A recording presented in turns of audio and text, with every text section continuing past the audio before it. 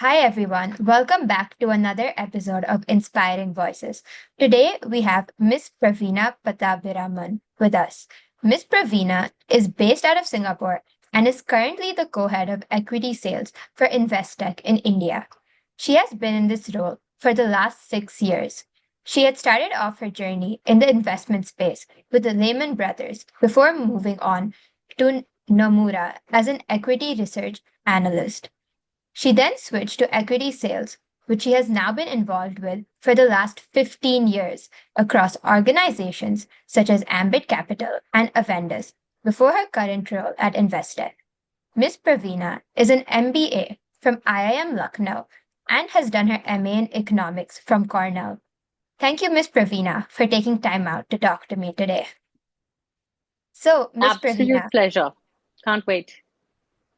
could you please tell us a bit about your job and what inspired you to pursue this career? Yeah, sure. So, like you've already said, I look after an equity sales desk, and my day job is also to be a salesperson. What that means is it's actually a very sort of high octane job. It's sales, so you have to wake up every morning and knock on client doors and get commissions for the day, get them to trade with us. That entails I mean, if this sort of interest to you, you need to bring together some macroeconomics, some stock ideas, and weave it into a nice little story every morning and try to get trades. I also manage a team, and yeah, it's a bunch of men and women in my team, young men and women in my team who do similar things. And What inspired me to do this is actually interesting. When I joined Lehman Brothers, I was actually in research. Didn't I didn't even think about sales. The reality is it actually came my way.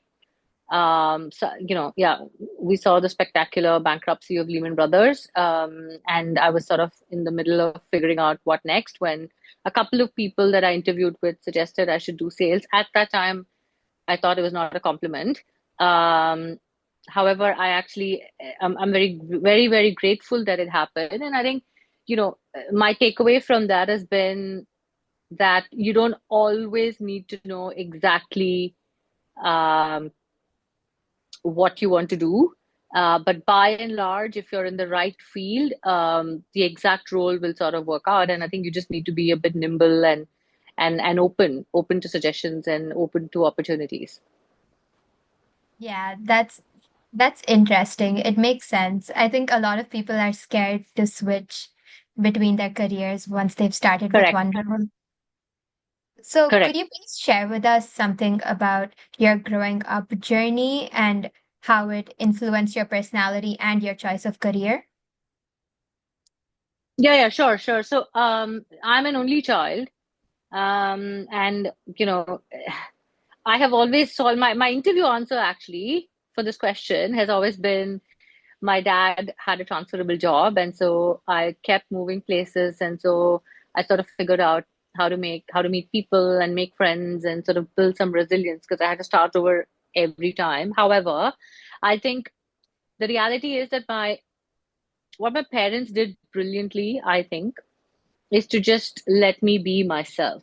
And what I mean by that is I'm naturally actually a bit bold and aggressive. I am aggressive. It's very rare for a girl to actually say that, but I think I am aggressive, and they absolutely encourage that. So yeah, like I mean, when I was always known as the sort of precocious, loud, inquisitive kid, and yeah, they never sort of told me to be less. I don't if you know what I'm saying. So I think that was the biggest gift. It didn't matter that I was a girl. Yeah, I was louder than most boys also, and yeah, I for the most part bring that to my work life also. That's good. It's really good to have your family's support. Yes. Correct. It looks So, like you have that also with I Anuj, right? do. Yeah. I do. So, at any stage of your career, have you ever felt there was a disadvantage of being a woman? And if there was, then how did you overcome it? Yeah. Short answer is no. I've actually never felt there was any disadvantage. And I think it sort of ties into what I was telling you earlier that I am aggressive in most rooms. I mean, I have no trouble getting heard. Okay, so much so that I'm probably shrieking a bit, but so I've never had an issue getting attention, being heard. I'm part of the executive committee of our equities team. I'm the only woman there. It's never been an issue. Having said that, I think some of it is my personality and my upbringing. I don't think all women have that. Okay, so I'm sort of I mean, and I work with some women in my organization, and I see that not everybody feels as equipped. Especially in sort of more formal settings where it's a room full of men. The only disadvantage, however, that I think, I mean, I don't think it's impacted me, but I know it's there, is that, there is this sort of boys' club where men just easily sort of have. I mean, whichever organization you go, there is some sort of a boys' club that will welcome you, right? But there is no girls' club. There are so few women. Um, and I think I miss out on whatever happens in that boys club, right? The little sort of whether it's smoking or whether it's drinking, getting beer after work or whatever it is, or making these wife jokes that men do, whatever it is, I'm not a part of that. And most women are not. So I think, yeah, that's the only thing that I can really think of that's an opportunity that was not available to me. But otherwise, no, yeah, I've never felt like I've not had the same, there's been any disadvantage. Yeah, as much as there isn't the career disadvantage, there is a bit of a disadvantage outside of our careers as well. And that is also sad. Yeah. So, um, you've studied at Cornell, which is a dream university for a lot of us. Could you please share some of your experiences and some of your thoughts on what it takes to make it to Cornell? Yeah, sure. So look, Cornell is sort of, and I would think most Ivy League schools are exactly what you think they'll be, which is just, I mean, your mind just opens to opportunities that you never thought existed. And just in terms of infrastructure and just the library, just the access to. I mean, I remember at Cornell there used to be some rare Sanskrit manuscripts that. I mean, why should a university in the US safeguard Sanskrit, manuscripts. I mean, phenomenal, and typically been sort of very free speech oriented, sort of bastions of liberal thought. So it was a phenomenal 2 years. Um, your question, and then yeah, so and you'll meet, of course, very smart people, just quality of faculty. I mean, I actually my had I continued my PhD, it would have been with a professor who was, at that time sort of gunning to be, a Nobel laureate. And then you walk down the econ hall, and there were two Nobel laureates at, I mean, at just Cornell, and it was not even the top school for economics. So it just tells you, the quality of the people that you'll get to interact with. It's worth everything to aspire to go to a really good school. Now, in terms of what it takes, I mean, it's a little bit, I mean, you have to ace everything from the score to your sort of extracurriculars and all of that. But I just want to tell you what happened to me was, there is this, I mean, at least when I applied, there was this thing called the statement of purpose. Okay. Now, because I was applying for a PhD program, I'm actually on a sabbatical from that program even today. Now, I was writing. all kinds of things in my statement of purpose, which I thought they would like to read. Okay. And it was just not sitting well. And one of my professors actually told me that, what are you doing? That, none of this reads like you, right? Can you just make it a bit more original? And I remember I tore up all my other statement of purposes, and I actually went and sat in my library and I just said, what do I really want to do? If I get an opportunity, what do I really want to do? And at that time, I was interested in poverty. Um, um, yeah, the interplay between basically how do democracies lift people out of poverty. That was what I was interested in, and I wrote exactly that. So it was very heartfelt. I didn't sort of try to game the system. I actually said what I thought, and I do think that really made a difference. So yeah, I don't know. I don't know if this helps. Yeah, it does. I think there's a lot of girls who do want to get into Ivy Leagues, but are scared they might not get in because the boys will do it better than they will. And it's important that the girls also know being original is important rather than just following what the boys do. Yeah, absolutely. So, what is your message for the young teenage girls who are looking up to successful women like yourself? Yeah, sure. So a few things which I feel I wish people had told me. Um, the first is that I think women just need to learn to be more strategic when they're in a job. And what I mean by that is, I think the fact, and I really don't want to blame anything, but I do think it's because we just don't have enough role models. I think what happens is when you get a role, you just are so busy doing that well that you just don't think strategically enough about what else you could be doing. How does the role fit in the organization? What is your next step?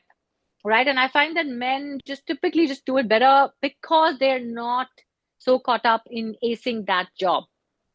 So, contrary to what other people might tell you, I would actually think take it easy, right? I mean, you're smart, you'll do well. Don't be a perfectionist. It's okay to not be the best at your job, as long as you're sort of thinking strategically and building, your sort of CV, so to speak, for the next steps.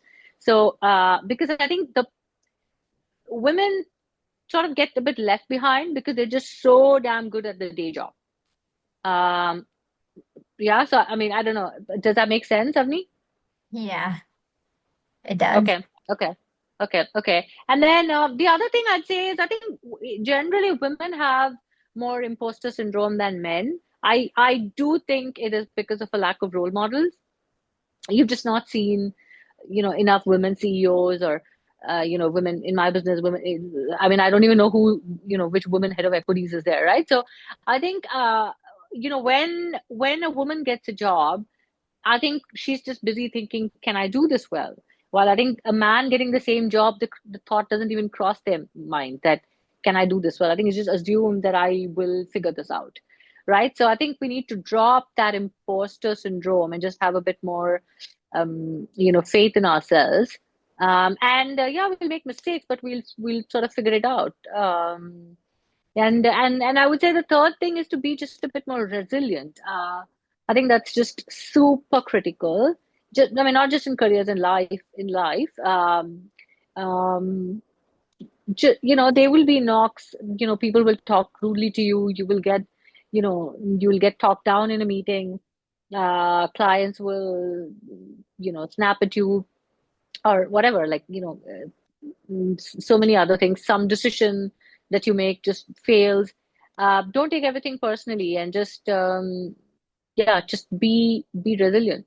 Uh, Disassociate yourself from the outcomes a little bit. I think women tend to get a bit more emotionally involved in, yeah, in Yeah. everything.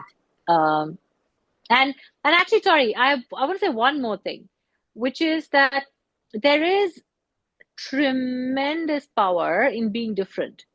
And the fact that, I mean, like I said, I'm the only one in my exco. Okay. There's very few senior sales women or sales heads in the industry. And wherever I look, even on my client side, there's so few women. So I am different. And I think there is a lot of power in that. Yeah, and I think women have to own that and work that power. And rather than sort of shy away from it or say, "Oh my God, this is a man's world."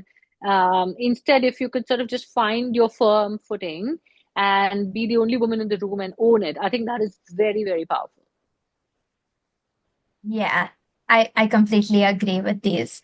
It is really important to stay resilient and to remain different. There's no point trying to stay the same as everyone else.